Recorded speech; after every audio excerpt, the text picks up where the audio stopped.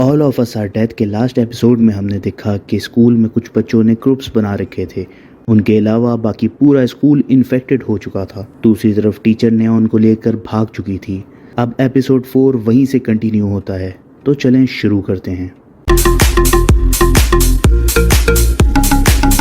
वो शहर zombie land बन चुका था, लेकिन काफ़ी लोग मजाक समझ के ज़ॉम्बीज़ को पास से देखने के लिए शहर आना चाहते थे, जिनमें से एक व्लॉगर दिखाया जाता है। लोगों को शहर में आने नहीं दिया जा रहा होता, फिर भी वो व्लॉगर सबको पीछे छोड़ता हुआ उस शहर के अंदर एंटर कर जाता है। उसे देखकर अंदाज़ा होता है कि वो पूरी तैयारी से आया था। अब सान की मॉम किसी तरह स्कूल के अंदर ग्राउंड तक पहुंच जाती हैं। वहाँ वो सान के दोस्त को देखकर हैरान होती हैं और उसे आवाज़ देती हैं। तभी सान के दोस्त समेत बहुत सारे ज़ॉम्बी सान की मॉम के ऊपर चढ़ जाते हैं और उन्हें काटने लगते हैं। अब हम देखते हैं कि सान अपने दोस्तों को कहता है कि नियॉन और टीचर की चीख की आवाज़ नहीं आई, शायद वो लोग जिंदा हों। जिस पर सब लोग कहते हैं कि हम भी यही सोच रहे थे। फिर एक लड़की कहती है कि नियॉन को जिंदा रहने का कोई हक नहीं, और वैसे भी वो दोनों अपनी मर्जी से बाहर गए थे। हमने कुछ गलत नहीं किया। किसी को उनका जाना सही लग रहा था और किसी को गलत। फिर सेवक सबसे पूछता है कि क्या किसी को बाथरूम नहीं जाना। सब कहते हैं कि हमने भी जाना है, लेकिन हम मजबूर हैं, जाएं तो कैसे जाएं। वो लोग बाथरूम की जुगाड़ लगाने का सोचते हैं। तभी ओंजो उनसे कहती है कि मेरे फादर ने मुझे इमरजेंसी की बहुत सी चीजें सिखाई हैं, और वो सबको टेम्पररी वॉशरूम बनाने का तरीका बताती है। वो लोग साथ वाले रिकॉर्डिंग रूम को कवर करके बाथरूम बनाने का सोचते हैं।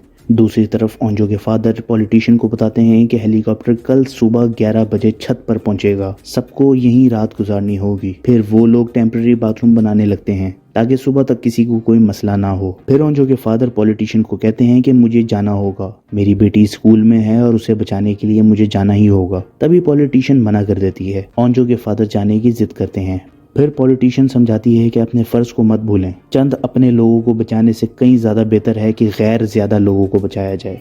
जान बचाना हमारा फर्ज है और बाहर वैसे भी बहुत खतरा है। फिर ओंजो के फादर बात मान के रुक जाते हैं।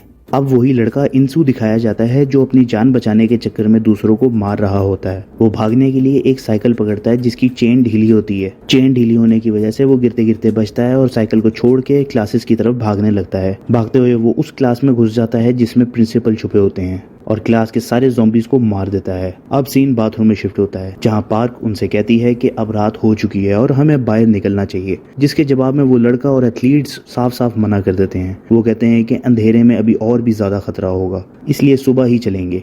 जिसके बाद उनकी बहस होती है और हाथ भी चलने लगते हैं। अब व्लॉगर फंस चुका होता है और ज़ॉम्बीज़ उसके पीछे होते हैं। वो ज़ॉम्बी से बच के एक छत पे चढ़ जाता है। वो बहुत डरा होता है। अब मिस्टर ली को दिखाया जाता है। पुलिस ऑफिसर और मिस्टर ली की बहस हो रही होती है। मिस्टर ली उसे बताते हैं कि मेरे बेटे को बहुत टॉर्चर किया गया था, मैंने बहुत सी कंप्लेंट्स की लेकिन कोई फायदा नहीं हुआ। मैंने जिनसू का ट्रांसफर भी करा दिया, लेकिन वो लोग उसे वहां भी ढूंढ के टॉर्चर करने लगे। वो जिंदगी से तंग आ चुका था। उसने सुसाइड की कोशिश भी की। मैंने उसे बदलने के लिए एक्सपेरिमेंट किया, क्योंकि मैं नहीं चाहता था कि वो दोबारा सुसाइड की कोशिश करे। उम्मीद थी कि वो मरेगा नहीं। फिर पुलिस ऑफिसर कहता है कि अब वो एक मॉन्स्टर बन चुका है। मिस्टर ली कहते हैं कि मैं चाहता था कि वो कमजोरों की तरह जीने से बेहतर है कि एक राक्षस बन के जिंदा रहे। वो डिटेक्टिव ऑफिसर कहता है कि इन बेकसूर लोगों का क्या कसूर था जो अभी मर रहे हैं। तभी वो मिस्टर ली को साथ लेके जाने लगता है। वहाँ ज़ॉम्बीज़ अटैक कर देते हैं। डिटेक्टिव काफी मुश्किलों से ज़ॉम्बीज़ से मुकाबला कर रहा होता है। तभी एक ज़ॉम्बी उसको काटने लगता है। मिस्टर ली आके उस डिटेक्टिव की जान बचाता है। तभी एक ज़ॉम्बी आके मिस्टर ली को काट लेता है। मिस्टर ली उसको बताते हैं कि इस बीमारी का इलाज स्कूल की साइंस लैब में पड़े मेरे लैपटॉप में है। वो सब ज़ॉम्बीज़ को संभाल के उस ऑफिसर को वहाँ से भगा देते हैं। ऑफिसर वहाँ से किसी न किसी तरह बच के निकल जाता है और उसे रास्ते में एक पुलिस ऑफिसर मिलता है जो अभी तक इन्फेक्टेड नहीं हुआ था। डिटेक्टिव उसको भी एंटीवायरस के बारे में बताता है कि अगर वो खुद मर जाता है तो दूसरे को कम से कम पता हो। और वो दोनों वहां से इमरजेंसी मैनेजमेंट एजेंसी से मदद लेने के लिए भागने लगते हैं। अब सीन वॉशरूम में शिफ्ट होता है, जहां पार्क अपने ग्रुप से कहती है कि अब सुबह हो चुकी है, बाहर जाना चाहिए। एथलीट कहती है कि चलो, लेकिन पहले सेकंड फ्लोर पर जाना होगा क्योंकि वहाँ मेरा छोटा भाई है। पार्क कहती है कि अब वो भी ज़ॉम्बी बन चुका होगा। एथलीट कहती है कि अगर तुम्हें हमारे साथ चलना है तो पहले ऊपर जाना होगा। उसके बाद वो लोग निकल जाते हैं। अब सीन क्लास में शिफ्ट होता है, जहां सब नींद पूरी करके उठते हैं। सबको बहुत भूख लगी होती है। वो बाहर कांटेक्ट करने का सोचते हैं। कांटेक्ट करने के लिए मोबाइल फोन स्टाफ रूम में थे। अब सीन वीडियो वाली लड़की पे शिफ्ट होता है। उसका दोस्त उसे बताता है कि उस गैंग के लड़के ने मुझे धमकी दी थी, अगर 9 बजे तक पैसों का इंतजाम ना हुआ तो ये वीडियो अपलोड हो जाएगी। वो कहता है कि मैं पैसे दे के वीडियो डिलीट करवा देता, लेकिन ज़ॉम्बी अटैक हो गया, इसकी वजह से मैं उनको पैसे नहीं दे सका। वो कहती है कि शायद 9 नहीं बजे। वो नीचे सारे मोबाइल तोड़ने जाने का कहती है। वो लड़का साफ साफ उसकी मदद करने से मना कर देता है और वो वहीं रुक जाता है। फिर वो लड़की अकेली नीचे जाती है। अब सान और सहयोग मोबाइल लेने खिड़की से लटक के स्टाफ रूम जाते हैं। अब जाते हुए सान सहयोग से ओंजो की बात करता है कि क्या तुम दोनों एक दूसरे पर इंटरेस्टेड हो। सहयोग मजाक में बात डाल देता है क्योंकि वो ओंजो को नहीं बल्कि क्लास प्रेसिडेंट को पसंद करता है। दूसरी तरफ लड़की भाग रही होती है और उसे चारों तरफ से ज़ॉम्बीज काट लेते हैं और उसके ऊपर चढ़ जाते हैं। वो अभी तक थोड़ा होश में होती है और किसी तरह स्टाफ रूम पहुंच जाती है। अब वहां जाते ही वो मोबाइल तोड़ने लगती है।